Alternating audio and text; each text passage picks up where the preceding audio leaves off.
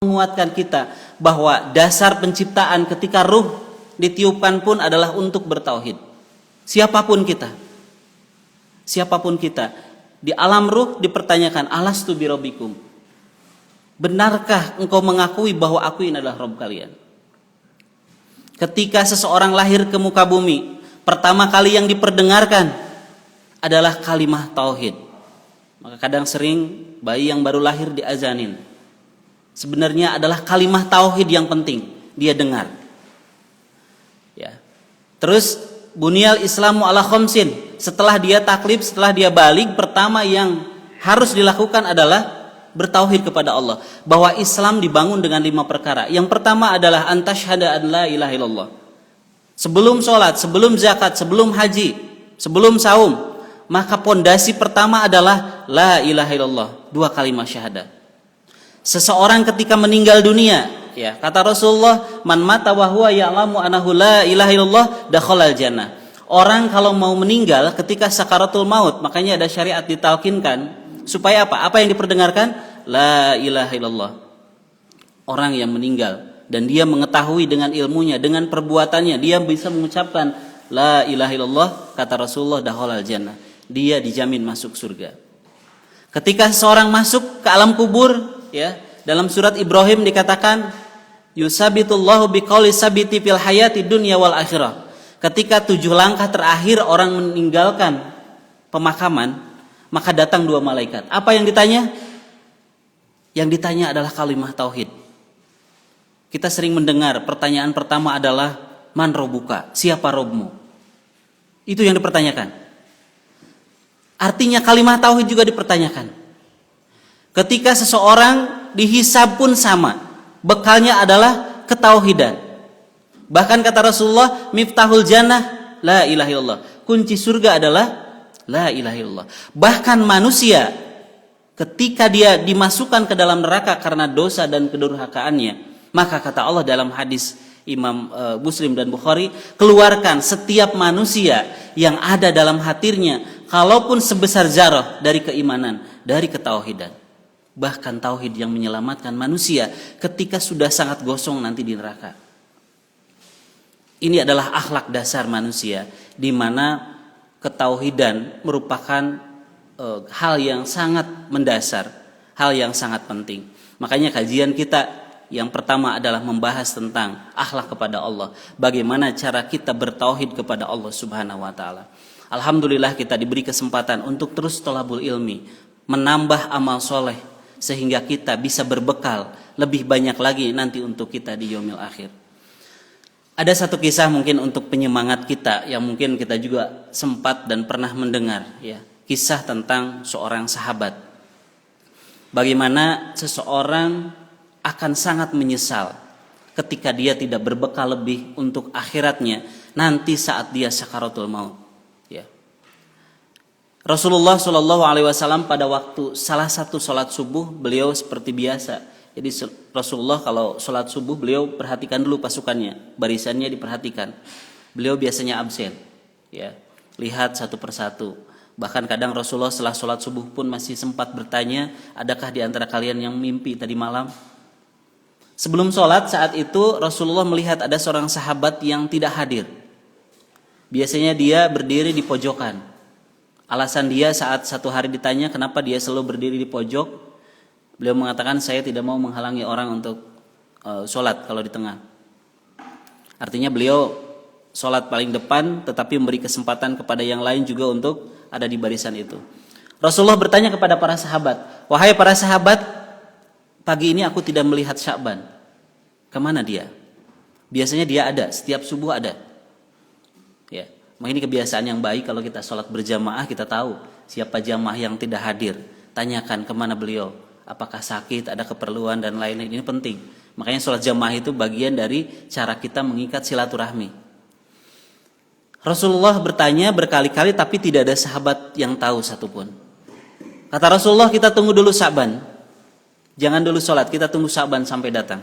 Saking cintanya Rasulullah kepada sahabat ini. Tapi lama menunggu, Rasulullah berdiri dengan para sahabat, tak kunjung datang Sya'bannya. Sampai kata Rasulullah, ini hari sudah hampir menjelang siang, kita laksanakan dulu sholat. Akhirnya para sahabat dan Rasulullah sholat subuh berjamaah. Pada sholat subuh, ada yang tahu di mana rumahnya Sya'ban? Kata para sahabat, ada. Aku tahu ya Rasulullah. Ayo kita ikut ke rumahnya, kita tengok kenapa dia. Maka Rasulullah dan para sahabat berjalan dari masjid menuju rumahnya Sya'ban. Dan ternyata tidak dekat rumahnya.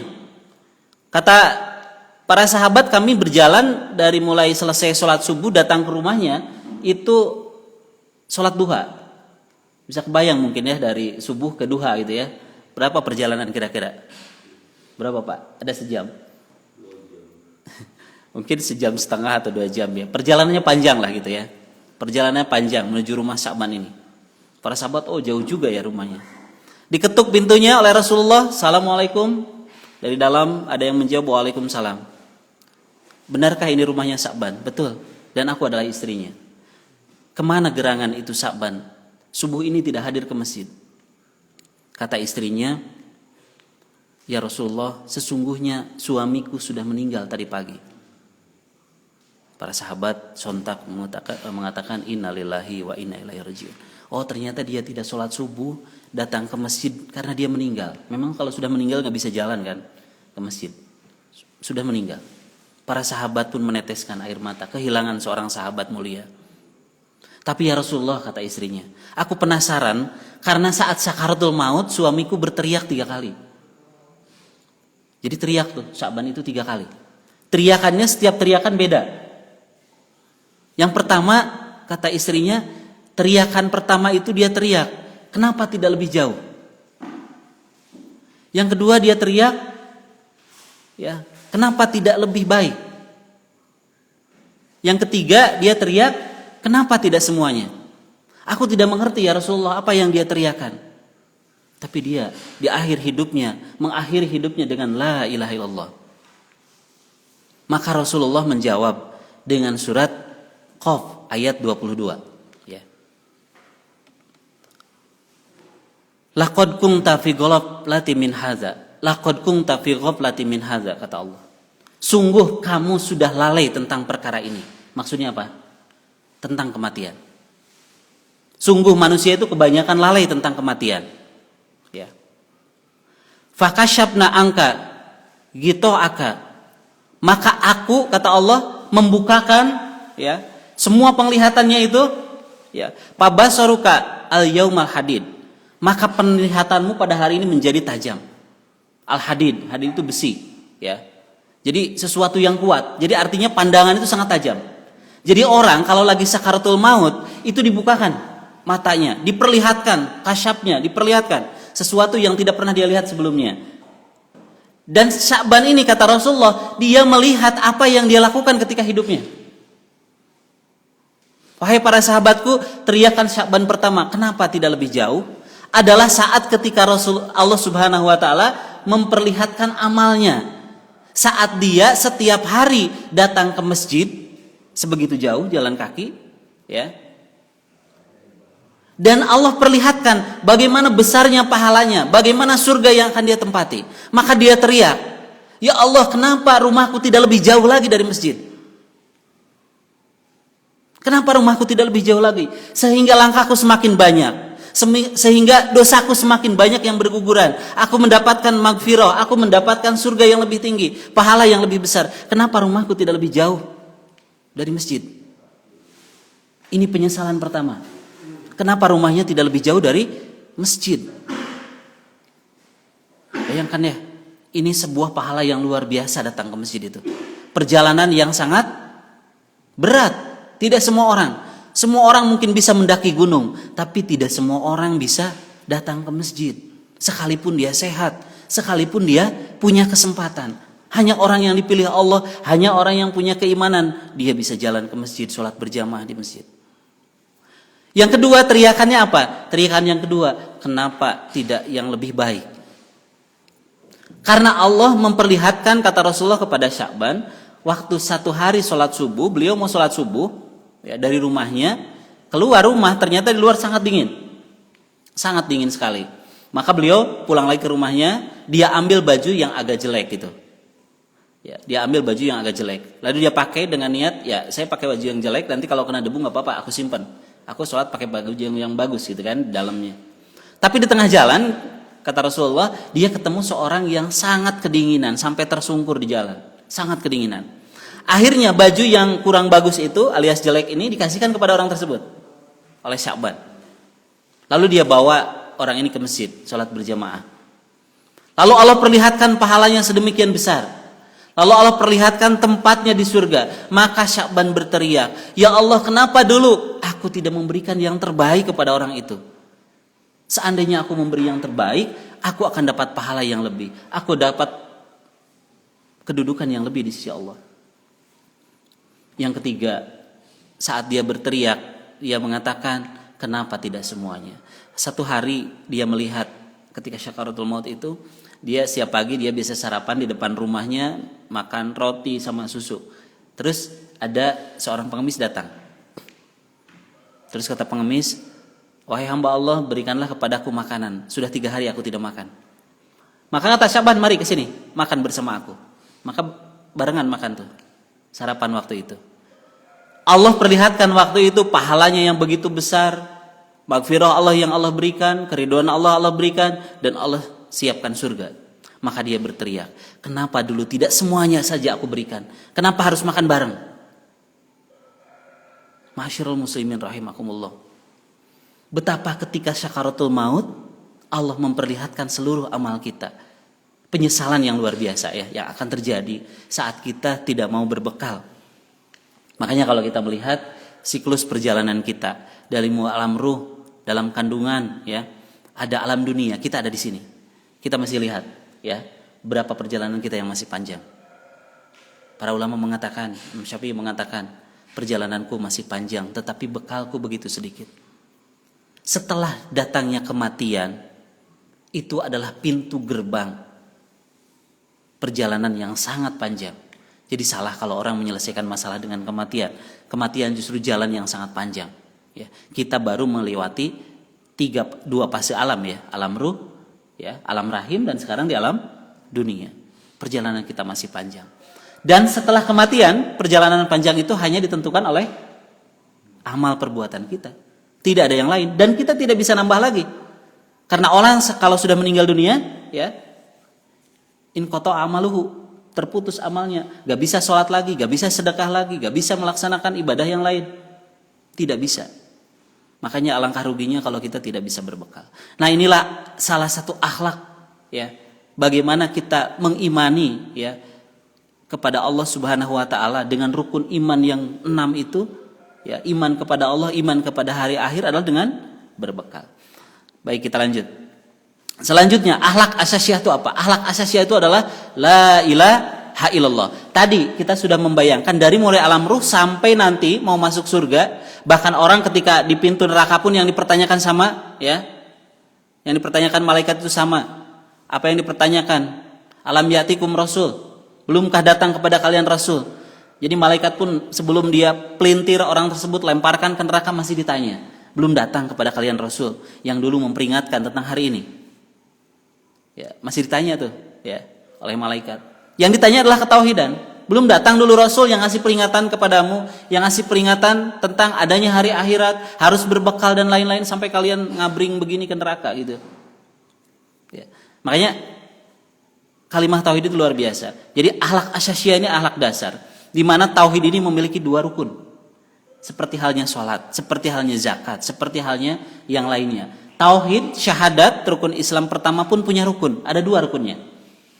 Apa yang pertama? Yang pertama adalah la ilaha. Itu yang disebut anafyu, nafi, mengecualikan. Ya, ilallah itu adalah isbat.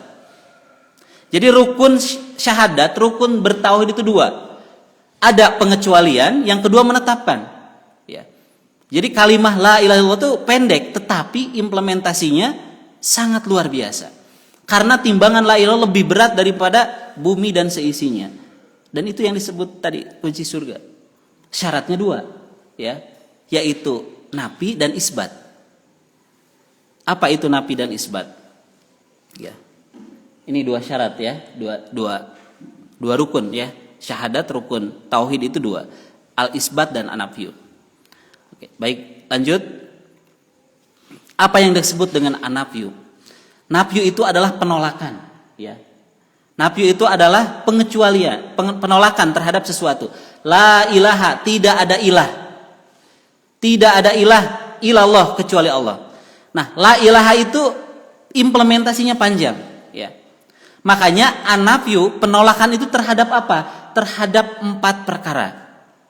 Jadi rukun yang pertama an-nafyu itu terhadap 4 perkara penolakannya.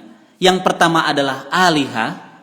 Alihah itu jama dari ilahun, ya, sembahan, atau nanti kita jelasin secara rinci. Yang kedua adalah arbab. Arbab itu robun, pencipta, pemelihara, ya. Arbab berarti banyak jumlahnya, gitu ya. Angdad itu adalah tandingan, dan togut itu adalah melampaui batas. Nah, ini 4 hal, para bapak semua, para bapak dan juga ibu semua, ada 4 hal yang harus kita tolak dengan la ilaha. La ilaha, tidak ada ilah. Itu yang ditolak tuh 4, Pak. Alihah, arbab, andad, dan togut. Kalau tidak menolak ini, maka rukunnya tidak syah, ya. Masih ada 4 hal ini dalam diri kita, maka ini tidak menjadi lurus akidahnya. Apa yang disebut ilah? Kita satu-satu. Ilah itu paling tidak mencakup 4 hal, Pak. Yang pertama adalah al-marhub, sesuatu yang diharapkan. Yang kedua adalah al-mahbub, sesuatu yang dicintai, ya. Yang ketiga adalah al-matbu, sesuatu yang ditaati, dan yang keempat adalah al-marhub, sesuatu yang ditakuti. Jadi la ilaha itu pengecualian terhadap sesuatu yang diharapkan, yang dicintai, yang ditaati, ya, dan yang ditakuti. Berarti maknanya apa? Tidak ada yang lebih aku cintai, tidak ada yang lebih aku harapkan, tidak ada yang lebih aku takuti, tidak ada yang akan aku taati. Itu namanya an-nafyu dengan konteks ilah. Ini baru ilah, ya, baru ilah dari 4 tadi. Jadi kalau ditanya ilah itu apa? Kalau kita menyebut la ilaha, itu harus dimaknai dengan ilmu. Ilah itu apa? Ilah itu mencakup 4 hal tadi, ya. Sesuatu yang diharapkan, sesuatu yang dicintai, sesuatu yang ditaati, sesuatu yang ditakuti. Ya. Kalau kita melihat dalam salah satu penjelasan dari Ibnu Taimiyah, ya, dalam kitab Al-Ubudiyah, beliau mengatakan bahwa ilah itu dia adalah sesuatu yang digandrungi dalam hati dengan kecintaan yang sempurna, ya, dengan kecintaan yang sempurna. Ini garis bawahi. Juga pengagungan, penghormatan, kemuliaan, cemas, harap, dan hal-hal yang lain yang serupa dengan itu. Jadi kalau kita melihat al-mahbub itu apa? Sesuatu yang diharapkan. Kalau kita melihat dalam konteks kehidupan kita, ya, kita harus mengimplementasikan dalam diri kita bahwa tidak ada satupun yang diharapkan, apapun itu, baik itu balasan, baik itu berupa doa, baik itu berupa apapun, kecuali kepada Allah. Kalau ada orang yang berharap adanya sesuatu yang datang dari Allah setelah dia mengerjakan sebuah pekerjaan, maka dia menjadikan ilah dalam dirinya. Saya sholat, tapi saya ingin berharap dipuji orang. Saya berinfak, tapi berharap disanjung orang, diketahui orang. Saya menjalankan ibadah, tapi berharap ada ruang orang bisa memuji saya. Itu harapan lain kecuali kepada Allah. Itu adalah musyrik, kesirikan. Kenapa? Dalam hati kita masih ada harapan lain. Orang beribadah ingin dilihat, disebutnya apa? Ria, kan? Ria itu kata Rasulullah sirkul asgor, sirik yang kecil. Orang kalau ibadah ingin didengar orang, dia cerita pada orang, itu namanya sum'ah. Sum'ah juga bagian dari ria. Ria itu sirkul asgor, sum'ah sirkul asgor. Jadi al-mahbub, ya, al-mahbub ini adalah harapan. Jadi kalau kita beribadah berharap yang lain. Kalau kita berdoa berharap dikabulkan dari manusia. Kalau kita minta sama Allah berharap ada manusia lain, ada makhluk lain yang bisa ngabulin. Kalau kita berdoa bukan kepada Allah, berharapnya ke pohon, berharapnya ke kuburan, berharapnya ke jimat, Berarti kita mengharap sesuatu yang bukan dari Allah. Itu adalah ilah. Konteks pertama adalah sesuatu yang diharapkan.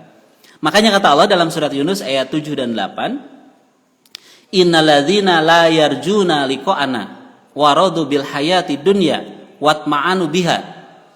Sesungguhnya orang-orang yang tidak mengharapkan, tidak percaya akan adanya hari pertemuan dengan kami, kata Allah, dan merasa senang dengan kehidupan dunia, ya, serta merasakan tentram dengan kehidupan itu, dan orang yang melalaikan ayat-ayat kami, ya, waladzinahum an ayatina ghafilun, orang-orang yang pertama, orang yang tidak berharap ketemu Allah, ya. Ini sebuah ciri orang yang ada ilah dalam hatinya kecuali Allah dalam konteks al-mahrum, sesuatu yang diharapkan. Satu cirinya, orang yang merasa tentram hidup di dunia. Dia merasa bahwa di dunia itu tenang-tenang saja, tidak ada tuntutan ibadah kepada Allah. Yang kedua, melalaikan ayat Allah, peringatan-peringatan Allah. Ayat yang tidak dibaca, apalagi dikerjakan, ya. Maka kata Allah, ya, mereka itu tempatnya neraka disebabkan apa yang selalu mereka kerjakan. Jadi maksudnya ayat ini menyampaikan kepada kita semua bahwa sesungguhnya orang yang tidak mengharapkan ketemu dengan Allah, ya, artinya tidak percaya kepada Allah, itu adalah orang yang tertipu dengan kehidupan dunia. Dia tentram hidup di dunia, terus yang selanjutnya dia melalaikan ayat-ayat Allah. Orang kalau ditanya, kamu percaya nggak dengan hari akhir? Kita mengatakan, saya percaya. Saya percaya hari akhir itu ada. Tapi sholat enggak. Baca Quran enggak. Ibadah kepada Allah enggak. Ayat-ayat Allah tidak diperdengarkan. Ayat-ayat Allah tidak dikerjakan. Itu sama dengan la yarjuna liqa'ana. Sama dengan tidak percaya dengan adanya hari akhirat. Jadi bukan dengan ucapan, tapi dengan perbuatan. Jadi orang kalau dia senang dengan kehidupan dunia, tenang dengan kehidupan dunia, tidak pernah mengingat kematian, tidak risih dengan kematian, berarti ada ilah yang lain yang diharapkan. Kenapa? Karena kalau ilahnya Allah saja, ilallah, maka dia hanya berharap keridhaan Allah, dan ia berharap keridhaan Allah dipraktekkan dengan beribadah sungguh-sungguh kepada Allah. Dia tidak tertipu dengan urusan dunia. Apapun yang ada di dunia ini menjadi fasilitas untuk ibadah, bukan sebagai tujuan. Jabatan bukan tujuan, harta bukan tujuan, tetapi sarana untuk mendapatkan ridho Allah. Tapi kalau dunia sudah jadi tujuan, itu jadi ilah. Kenapa? Dia lupa tujuan akhirnya. Dia lupa pengharapannya kepada Allah. Itu ya. Itu yang disebut dengan pengharapan. Ada harapan lain, pahala, ataupun yang lainnya selain daripada Allah. Termasuk tadi, gampangnya adalah riya dan sum'ah, begitu ya. Kalau ibadah masih ingin dilihat orang, masih ingin didengar orang, kita sebutkan, kita pertontonkan, ya, itu sama dengan ada ilah lain dalam hati kita kecuali Allah, ya. Baik, kita lanjut ke yang dua. Yang kedua adalah al-mahbub, sesuatu yang dicintai, ya. Sesuatu yang dicintai dalam kehidupan dunia itu normal, biasa, boleh. Allah mengatakan dalam surat Ali Imran ayat berapa? 14. Kalau salah ya. Zuyyina linasi hubus syahawati minan nisa wal banin wal qanatiril muqantara minaz zahab wal fiddah wa khailil musawamah. Ya. Dijadikan indah kata Allah, dijadikan perhiasan kata Allah bagi setiap manusia. Fitrahnya memang hubus syahawati minan nisa. Dia senang pada perempuan, perempuan senang pada laki-laki, itu fitrah. Wal banin, cinta pada anak. Ya. Wal qanatiril muqantara, dan kepada harta kekayaan minadzahab, dari emas, wal fiddah, perak, wal khailil musawamah, kuda tunggangan, kalau sekarang motor, mobil gitu kan, wal hars, dan sawah, tanah. Kata Allah wajar, itu perhiasan dunia. Boleh manusia, boleh enggak mencintai istrinya? Boleh. Mencintai anaknya? Boleh. Mencintai hartanya? Boleh. Dia cinta pada mobilnya, boleh. Dia cinta pada motornya, cinta rumahnya, cinta tanahnya. Itu boleh semuanya. Dan itu fitrah. Jadi aneh kalau ada orang yang gak cinta sama istrinya. Aneh kalau ada orang gak cinta sama anaknya, gak cinta sama hartanya, dan seterusnya. Itu aneh, berarti gak normal. Karena Allah sebutkan itu adalah perhiasan dunia.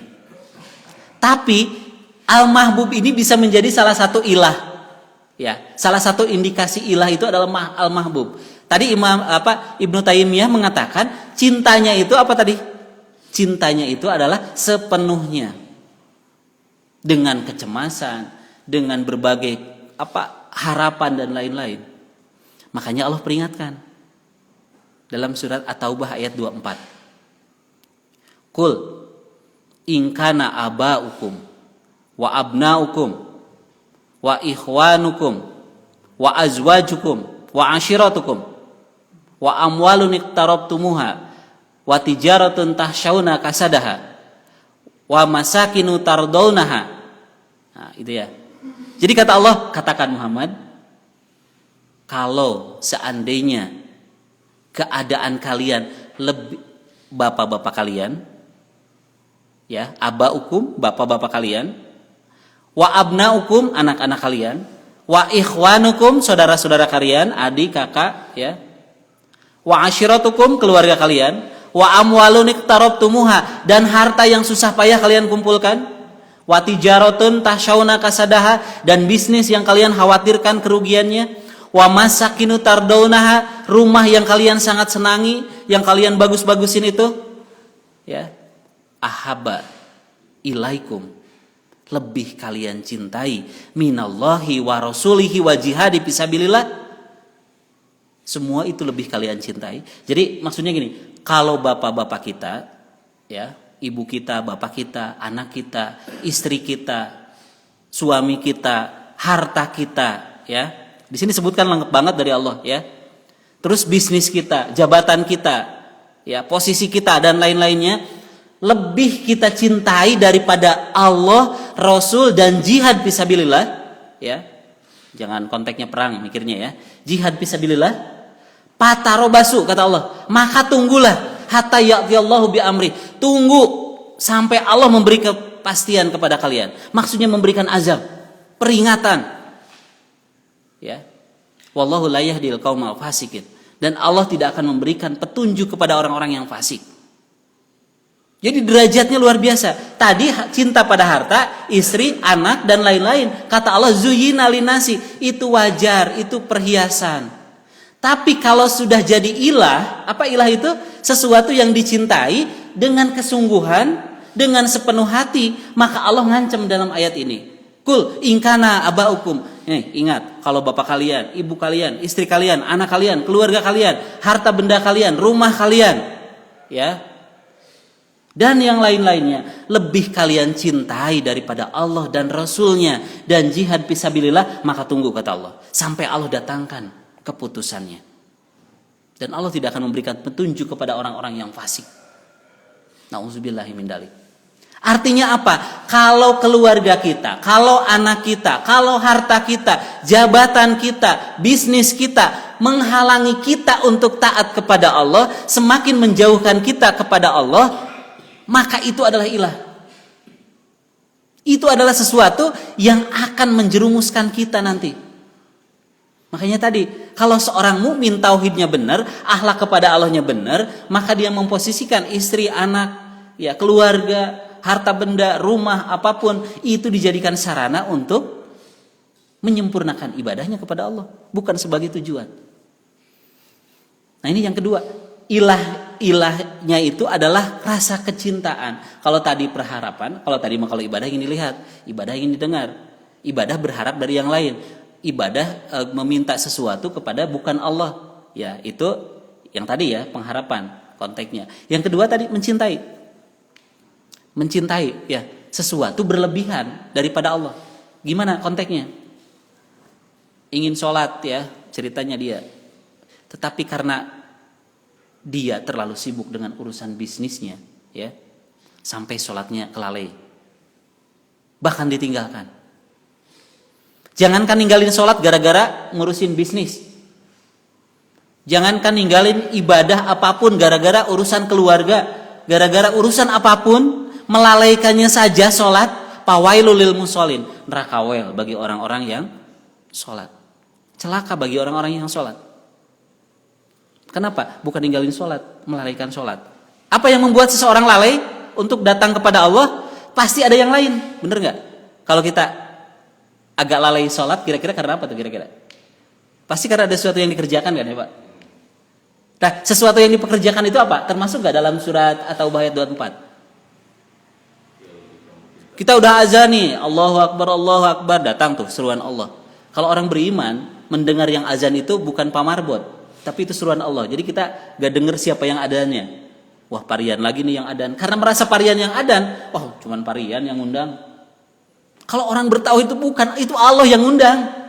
Bukan manusia, itu Allah yang undang. Dia akan datang.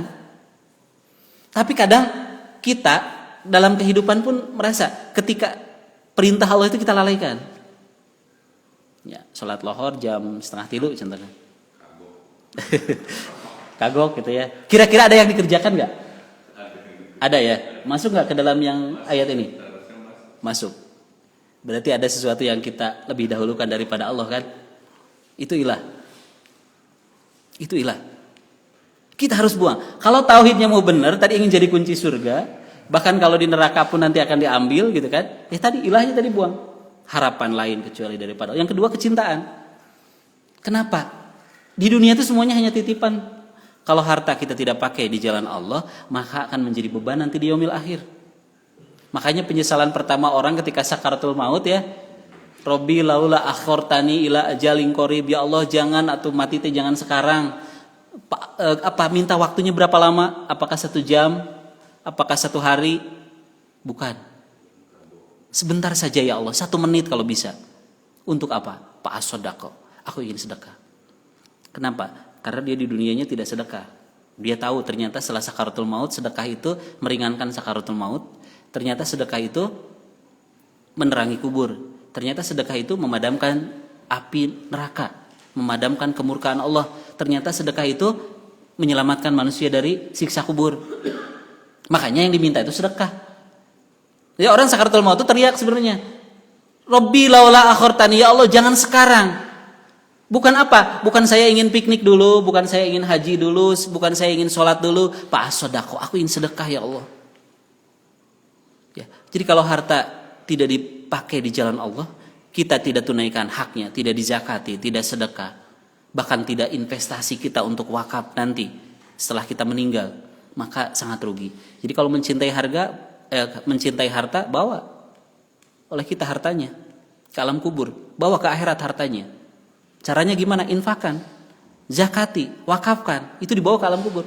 Jadi tadi harta yang ditakutkan kerugiannya dan lain-lain itu ya infakkan kalau mau dibawa meninggal gitu ya. Karena kalau itu sudah meninggal, harta itu milik istri kita ya, milik keluarga kita. Kita udah ngapain lagi? Mungkin istrinya nikah lagi gitu ya. Terus anaknya udah lupa lagi gitu. Bahkan ribut ngurusin warisan.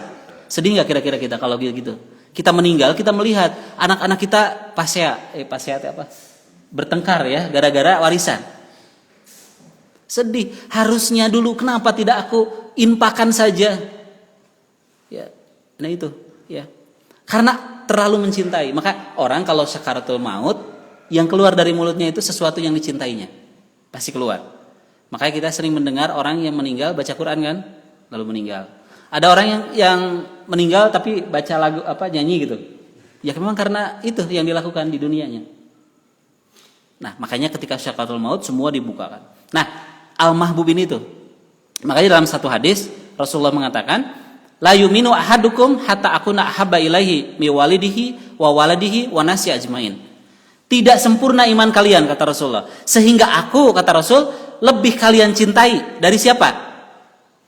Dari anaknya, dari orang tuanya, dan dari seluruh manusia yang lain. Jadi kalau kita lebih mencintai istri kita, lebih mencintai anak kita, lebih mencintai suami kita daripada Rasulullah, daripada Allah, maka Rasulullah mengatakan la yu'minu, tidak beriman. Maksudnya tidak sempurna imannya. Bahkan kalau letter bahasanya itu la yu'minu, tidak beriman. Bagaimana ketika kita mendengar Rasul dihina contohnya? Ada nggak perasaan kita tuh marah gitu ya? Atau hanya baca berita, oh Rasul dihina ya, oh.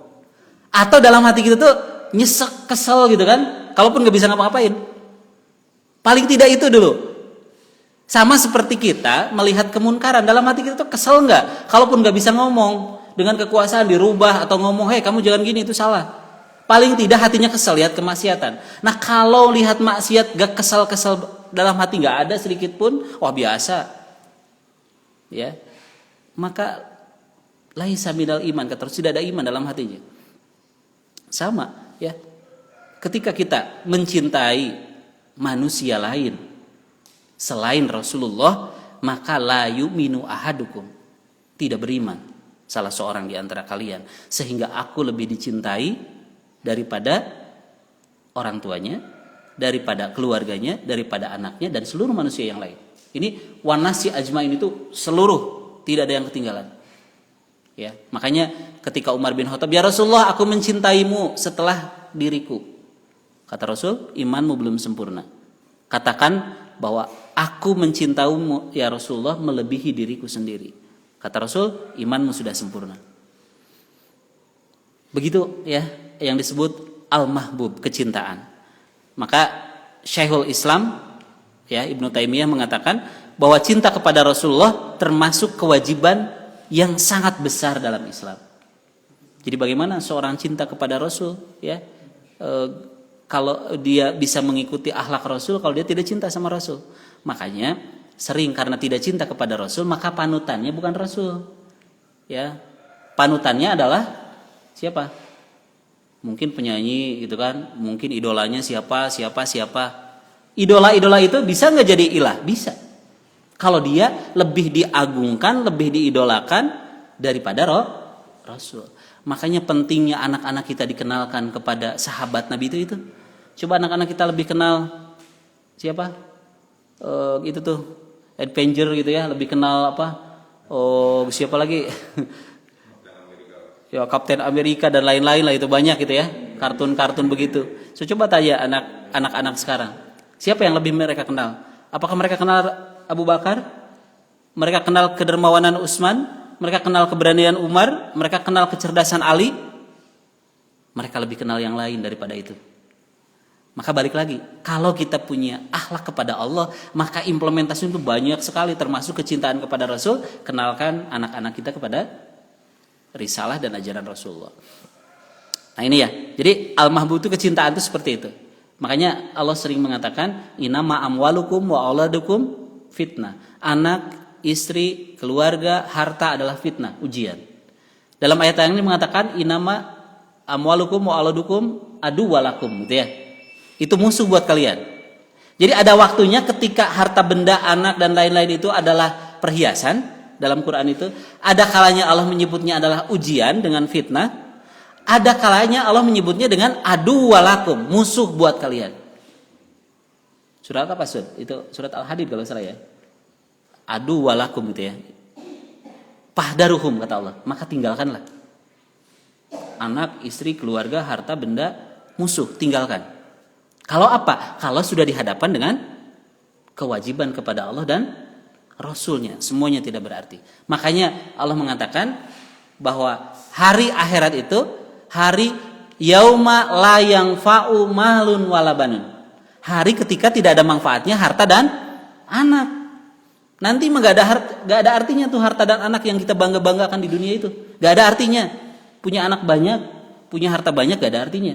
Kenapa? Ilaman atallahu biqalbin salim. Kecuali orang yang datang kepada Allah biqalbin salim. Qalbin salim itu hati yang selamat, itu hati yang penuh dengan akidah yang lurus. Ya. Jadi gak ada gunanya gitu ya. Kecuali harta benda, anak, istri semuanya itu dipakai beribadah kepada Allah. Pasti dalam surat Az-Zukhruf dikatakan bahwa orang beriman berkumpul kembali dengan keluarganya, ya. Kan ada keluarga yang bertengkar di akhirat ya. Ketika dia melihat azab ya. Suatu yauma yafiru mar'u min akhi gitu kan. Hari ketika seseorang lari daripada saudaranya, lari daripada ibunya, lari daripada, dan mereka saling apa ya, sebakeun gitu ya, bahasa Sunda apa disebakeun teh. Sehingga mengatakan, udah yang masuk neraka itu yang diazab tuh istriku saja, anakku saja, saudaraku saja, atau semua manusia. Ya, dan aku yang selamat. Nah, di akhirat mah bakal begitu. Kalau istri, anak, harta tidak kita kondisikan hari ini untuk bisa bareng-bareng ibadah, di akhirat digambarkan dalam Al-Quran itu bertengkar nanti. Nanti dalam kajian lain kita akan lihat ya. Itu begitu. Di dunia mah kan dielus-elus gitu ya. Anak dielus-elus, istri juga sama dimanjakan. Tapi kalau kita tidak ajarkan akidah yang benar, ibadah yang benar, di akhirat tuh pasti ya gitu, bertengkar, saling sebakan gitu. Udah istri aku aja yang ke neraka dan aku yang selamat. Ya, nauzubillahi min dzalik. Ini ya, kalau cinta berlebihan itu bisa jadi ilah, maka kita hindarkan. Baik, yang ketiga ya adalah al-matbu, sesuatu yang ditaati atau yang diikuti ya.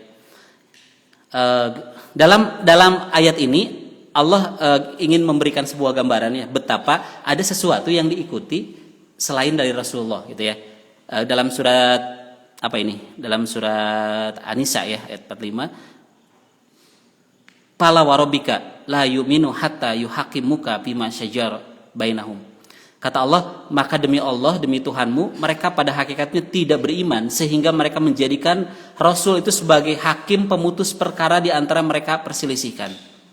Kemudian mereka tidak merasa dalam hatinya itu sesuatu yang berat terhadap keputusan yang kamu berikan.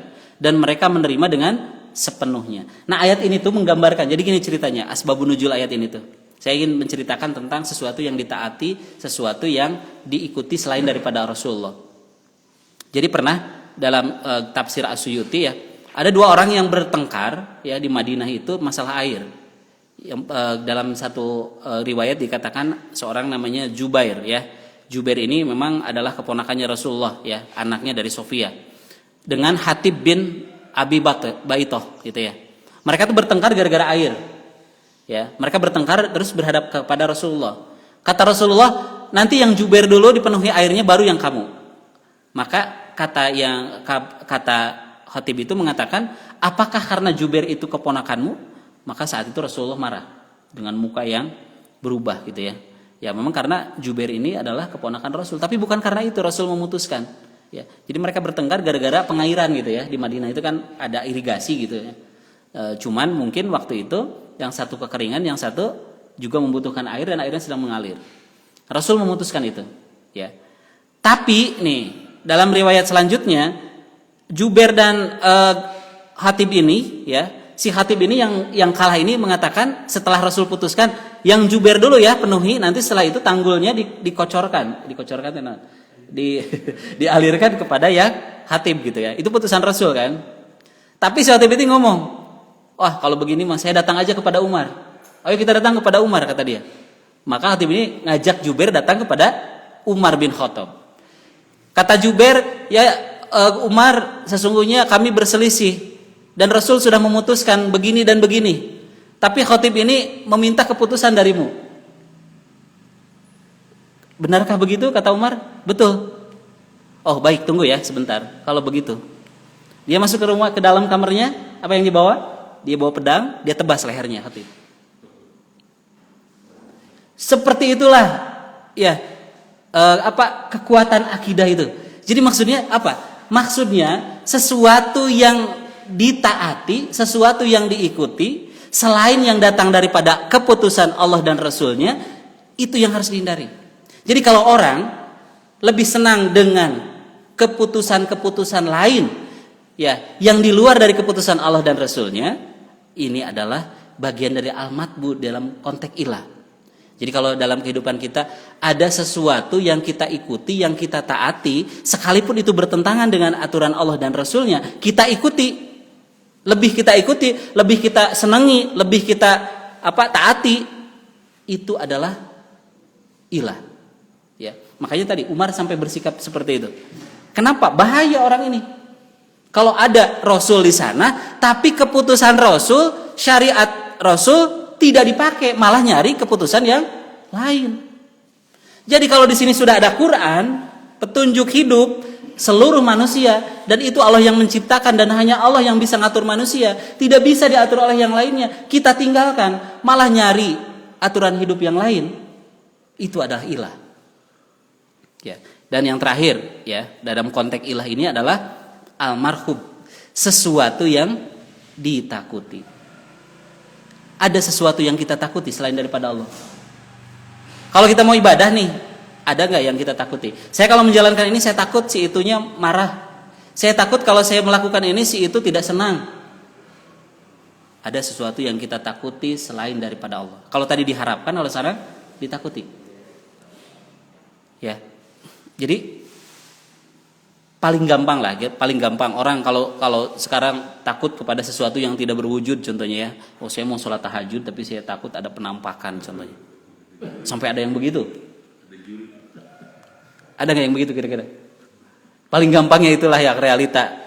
Kalau di beberapa tempat tuh ada yang saya takut kalau saya mau tahajud tuh takut kalau malam-malam tuh takut ada A, B, C gitu. Itu apa kira-kira yang dia takuti? Ibadahnya mau ke siapa? Dia sholat tahajud kepada siapa? Pada Allah. Terus ada yang dia takuti selain Allah? Itu adalah ilah. Ya. Makanya kata Allah dalam surat Ali Imran 175, sesungguhnya mereka itu tidak lain adalah setan dengan kawan-kawannya yang menakut-nakuti kamu. Karena itu janganlah kamu takut kepada mereka, tapi takutlah kepadaku. Fala tashauhum wahsyauni gitu ya. Jangan takut kepada siapapun kecuali karena kepada Allah saja. Jadi kalau ada sesuatu yang saya kalau menjalankan syariat ini saya takut oleh manusia, saya takut oleh si A, si B. Saya mau sholat di tempat kerja tapi saya takut ditegur oleh atasan saya. Kan ini jam kerja, kenapa kamu sholat? Ya. Ya kalau contohnya baca Quran pas waktunya lagi kerja gitu ya, dan memang waktunya kerja ya jangan, kan ada waktu lain kan. Tapi ini waktu sholat duhur, di situ kita tempat kerja, tapi di sana tidak berlaku orang yang sholat itu malah di ini, dan kita takut pada atasan kita. Saya takut kalau saya sholat nanti saya dipecat. Itu adalah ilah. Tidak ada yang ditakuti seorang mukmin kecuali Allah. Makanya ada cerita bahwa ada orang yang masuk surga gara-gara seekor lalat, Pak. Dan ada seorang manusia juga masuk neraka gara-gara seekor lalat. Jadi orang masuk surga gara-gara seekor lalat, masuk neraka gara-gara seekor lalat. Hadisnya gini. Dakhalal jannah rajulun bidubabin kata Rasul. Seseorang masuk neraka masuk surga gara-gara seekor lalat. Wadakhalan nar rajulun bidubabin, dan seseorang masuk neraka gara-gara seekor lalat. Kaifa dzalika ya Rasulullah? Kok bisa ya Rasul? Lalat bisa jerumusin orang ke surga dan ke neraka? Kata Rasul, qala Rasulullah, "Maro ala qaumin lahum sunamun, la yajuju ahadukum hatta yuqaribalahu syai'an." Jadi ceritanya gini kata Rasulullah, ada dua orang yang mau jalan ke satu tempat, ke satu daerah, ya. Di daerah tersebut masuk pintu gerbangnya itu ada berhala. Ada berhala, patung. Dan peraturannya adalah kalau mau masuk kawasan itu kalian harus berkorban. Bisain dengan sesuatu apapun. Ngalungkeun rokok, rek ngasih sasajen atau apapun lah. Mun ngaliwat kadinya kudu we tawa gitu ya. Harus begitu. Ya.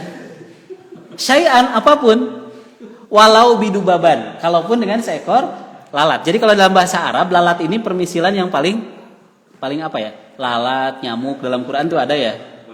Ada dalam Quran. Jadi kalau lewat ke situ mereka harus berkurban, kalaupun dengan apapun. Eku rokok tadi reku daun lah gitu ya. Kalaupun dengan lalat gitu contohnya. Nah, maka orang yang pertama dia datang ke situ, nusa urang mah dia nyari lalat. Saya enggak dia mengatakan kepada orang tersebut, faqalu, mereka berkata kepada salah satu di antaranya, "Qarab, berkurban kalian." Qala, nah yang satu mengatakan, "Laisa indi syai'un uqarib." Aku tidak punya apa-apa untuk dikorbankan. Teu mau waroko, teu mau naon gitu ya. Enggak bawa apa-apa. Kata penjaganya, "Qarib wala dubaban." Ya enggak apa-apa, kurban aja kalaupun dengan seekor lalat. Maka dia cari lalat. Nah, cari lalat, dia kesek-kesek nih, saya udah ya. Faqalu sabilahu. Maka dia berjalan, selamat dia. Pada holanar. Maka dia masuk neraka kata Rasul. Terus faqala li ahadihima. Terus yang penjaga itu tadi ngomong lagi kepada salah yang satunya lagi. Qarab. Gitu ya. Berkurban kamu. Terus dia ngatain lagi, "La uqaraba, aku tidak bisa berkurban dengan sesuatu apapun, enggak bawa apa-apa juga gitu ya." Qarab wala dubaban. Kurban kalaupun dengan lalat seperti teman kamu tadi katanya. Nah, dia ngomong gitu ya. Ma kunta li uqaraba li ahadin syai'un min dunillah. Enggak, aku tidak mau. Aku tidak mau berkurban apapun selain untuk Allah. Kalaupun dengan nyamuk. Padorobu unukuhu. Maka orang ini tebas lehernya pada kholal jannah. Tapi dia masuk surga. Bayang Pak, lalat aja bisa nyebabin orang masuk surga dan masuk neraka. Masalahnya bukan lalatnya gitu ya. Apa ya tadi? ilahnya ditakuti kan? Orang yang tadi takut sama manusia sehingga dia berkorban apapun, udahlah saya udah korban ya. Saya kalau lewat ke situ ya udah saya alungkeun we rokok gitu. Rokok tapi kan sabaraha gitu. Iya, tapi bisa menyebabkan manusia masuk neraka. Kenapa dia meyakini di tempat itu ada yang menggugurnya? Menggugur ada yang menghuninya. Kalau lewat ke situ bakal celaka kalau dia tidak ngasih pengorbanan begitu ya. Tepira rokok dialungkeun. Tapi itulah yang menjadi penyebab orang ini pun masuk neraka. Tapi yang kedua udah dibawa pedang nih. Ayo kamu kurban. Kalaupun dengan lalat kan bisa aja ya. Kenapa saya takut ditebas leher? Ya udahlah saya kurban aja. Nggak bisa, dia orang ngomong, nggak aku nggak mau kurban kecuali untuk Allah. Sampai dia dibunuh kata Rasul, dakhalal jannah. Dia masuk surga. Makanya kata Rasulullah dalam hadis yang terakhir, qala Allah azza wa jalla, la azma li abdi amaini wa khaufaini. Aku tidak akan mengumpulkan dalam hati manusia dua rasa takut dan dua rasa aman. Kalau dia takut kepadaku di dunia, dia aman di akhirat. Tapi kalau orang di dunia tidak takut kepada Allah, maka dia takut di akhirat. Jadi mual ayah orang dalam hatinya tuh dua rasa aman, dua rasa takut. Nggak ada itu kata Allah. Karena kalau orang merasa takut di dunia, dia akan aman di akhirat. Maksudnya takut kepada Allah. Ya, bukan kepada yang lain. Tapi kalau di dunia orang takut kepada selain Allah, takut kepada manusia, takut kepada penguasa, takut kepada atasan, takut kepada apapun, di akhirat dia akan penuh ketakutan. Kenapa Allah perlihatkan azabnya? Tapi kalau di dunia orang takut kepada Allah, tidak takut kepada manusia, dia aman di akhirat kata Allah. Nah, ini adalah penjabaran ya tentang tauhid. Jadi tadi kita melihat bahwa sesuatu yang diharapkan, sesuatu yang dicintai, sesuatu yang ditaati dan diikuti, sesuatu yang ditakuti, itu adalah bagian dari ilah. Ya, jadi ilah itu tadi yang diharapkan, yang dicintai, yang ditakuti, yang ditaati, melebihi apapun ya, melebihi Allah maksudnya. Nah, itulah yang disebut dengan ilah. Mudah-mudahan bahasan kita pada pagi hari ini bisa menjadi sebuah ibroh buat kita semua ya. Jadi karena kita sebagai seorang mukmin ya, sebagai seorang yang beriman kepada Allah, maka kemurnian tauhid ini sangatlah penting ya. Kenapa? Karena kalau tidak memurnikan tauhid ya, wa ma umiru illa liya'budullaha mukhlishina lahuddin. Aku tidak pernah memerintahkan kalian kecuali untuk memurnikan dalam beribadah kepada Allah. Ikhlas. Jadi lawan dari syirik itu kan ikhlas. Ya. Lawan dari syirik ini adalah ikhlas. Bahkan setan pun tidak pernah bisa menggoda orang-orang yang ikhlas. Illa min ibadika min humul mukhlasin. Aku tidak akan sanggup menggoda orang-orang yang ikhlas. Orang ikhlas itu siapa? Orang yang memiliki ketauhidan yang benar. Nah, insyaallah mungkin dalam kajian-kajian selanjutnya kita lanjutkan. Ini baru berbicara ilah ya. Belum kita membahas apa yang disebut andad, tandingan. Apa yang disebut dengan arbab, ya, rob-rob yang lain. Apa yang disebut dengan togut, ya, apa yang disebut dengan togut. Nah, ini baru satu yang kita bahas yaitu ilah. Ini saja yang kita hindarkan dalam kehidupan kita. Ini sudah bisa memperbaiki kondisi tauhid kita. Jadi la ilaha illallah itu ringan di lisan tetapi berat di mizan kata Rasul ya. Jadi beratnya kalimah la ilaha illallah itu lebih berat daripada dunia dan seisinya. Bukan dalam konteks timbangan tetapi dalam konteks bobot fadilahnya, keutamaannya. Karena la ilaha illallah sekali lagi adalah satu kalimat yang saat di alam ruh kita mulai ditiupkan ya, dilahirkan kita dunia mendengarkan kalimah tauhid, di alam dunia menegakkan tauhid, ketika meninggal menyebutkan kalimah tauhid, di alam kubur yang ditanya adalah kalimah tauhid, masuk surga atau neraka pun ya itu gara-gara ya tauhid tadi ya. Jadi kunci surga adalah la ilaha illallah. Kalau seorang masuk neraka pun gara-gara la ilaha illallahnya rusak. Tetapi orang di neraka pun bisa diambil ya setelah gosong dan hitam legam kalau dalam hatinya kata Rasulullah misqala dzarratin minal iman, ada sebesar zarah dari keimanan. Yang benar dari Allah, yang salahnya dari kebodohan saya, mohon maaf yang sebesar-besarnya.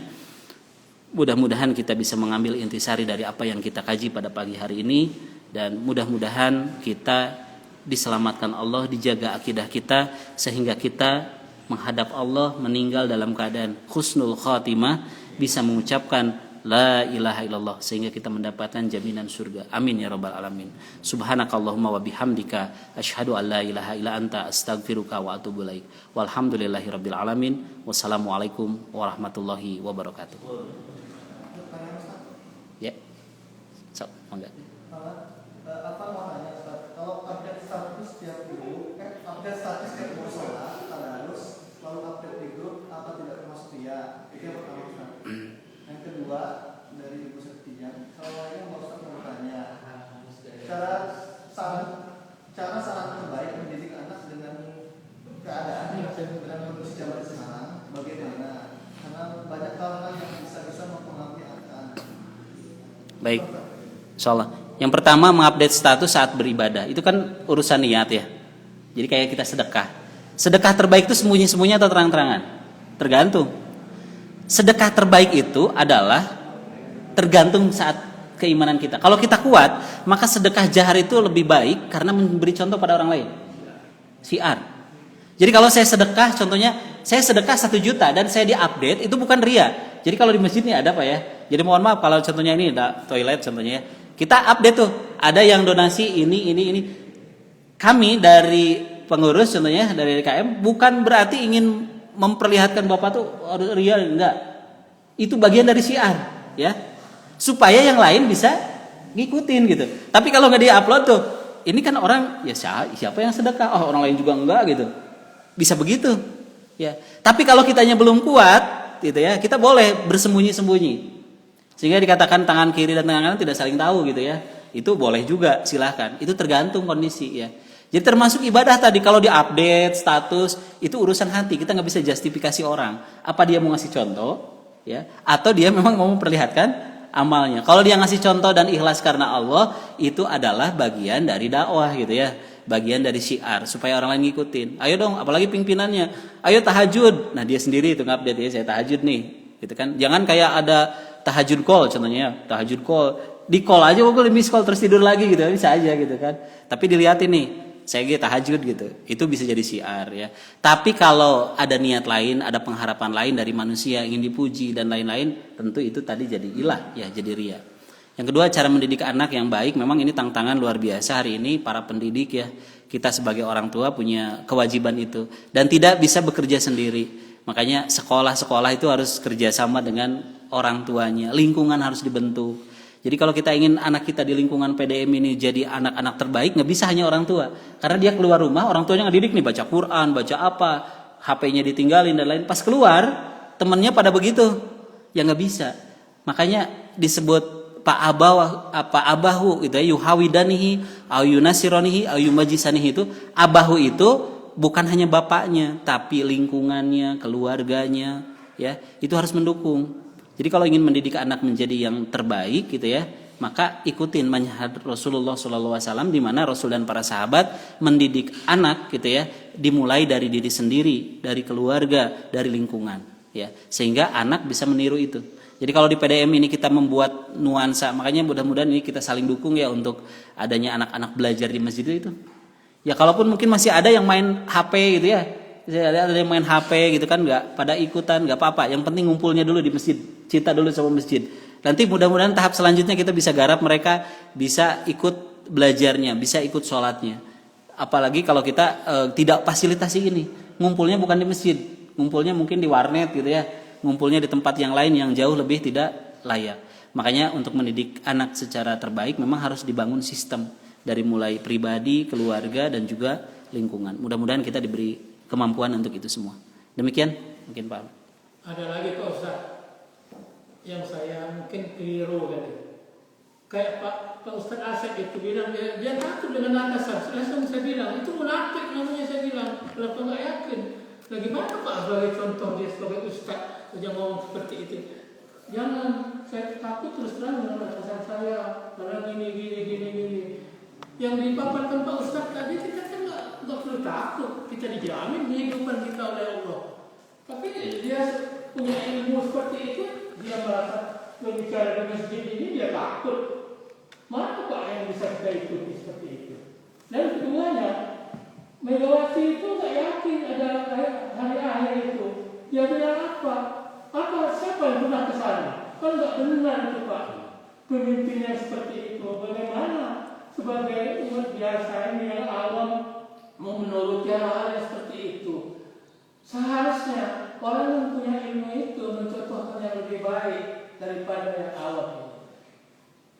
Pak Ustaz paparkan tadi luar biasa sekali itu. Apa yang saya, terutama saya